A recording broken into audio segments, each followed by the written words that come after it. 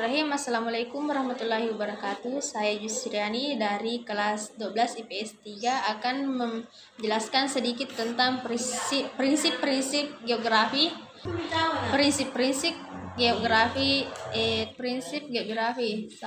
Prinsip distribusi. Terjadi akibat sebarang gejala-gejala geosfer yang ada di permukaan bumi, mengakui kondisi fisik dan sosial. Maka di setiap distribusi lainnya berbeda jika kita memperhatikan sebenarnya gejala-gejala geografi di permukaan bumi dijadikan masalah-masalah apa yang terjadi, bahkan juga ia bisa memprediksi keadaan di masa yang akan datang. Prinsip-prinsip distribusi menjadi kunci pertama dalam suatu studi geografi hingga selanjutnya dapat ditetapkan prinsip-prinsip yang lain.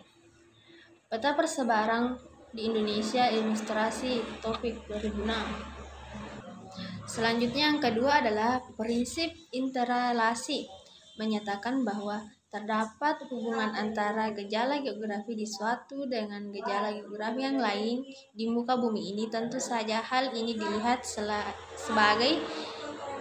setelah meneliti persebaran gejala geografi dalam suatu wilayah tertentu. Prinsip interrelasi dapat mengungkapkan hubungan antar gejala fisik dengan gejala fisik, antara lain gejala fisik, gejala sosial, dan gejala dengan sosial.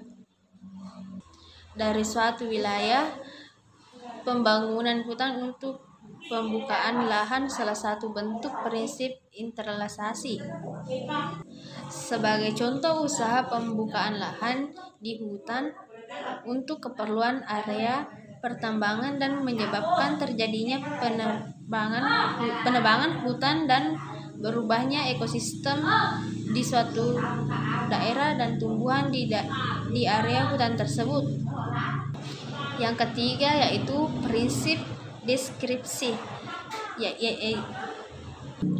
yaitu memberikan penjelasan lebih mendalam tentang karakteristik yang spesifik pada gejala geografi, seperti dimensi titik, garis, bidang, dan ruang. Prinsip deskripsi tidak hanya dilakukan dengan penjelasan uraian dan peta, melainkan juga menggunakan diagram grafik. Namun tabel nantinya akan digunakan untuk menjelaskan karakteristik gejala geografi yang dipelajari dengan hubungan antar gejala dan distribusi keuangannya. Cara melakukannya dimulai dengan pengumpulan data, klasifikasi data, penempatan deskripsi tiap suatu penataan. Jadi deskripsi baru dapat dibuat setelah dibuka penataan tentang kajian geografi yang dimaksud. Yang keempat adalah prinsip kronologi. 4. Prinsip kronologi biasa melihat permasalahan geografi dari sudut pandang persebaran interrelasi dan integrasinya dan suhu wilayah tertentu hingga menunjukkan karakteristik suatu gejala geografi, kesatuan fungsi, dan kesatuan bentuk. Misalnya, kita melihat definisi bumi tidak hanya meliputi bagian luar karena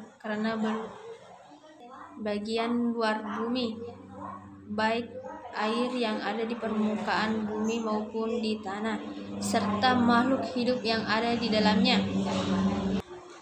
Baik, cukup sekian dari saya. Jika terdapat kesalahan atau mohon dimaafkan. Assalamualaikum warahmatullahi wabarakatuh.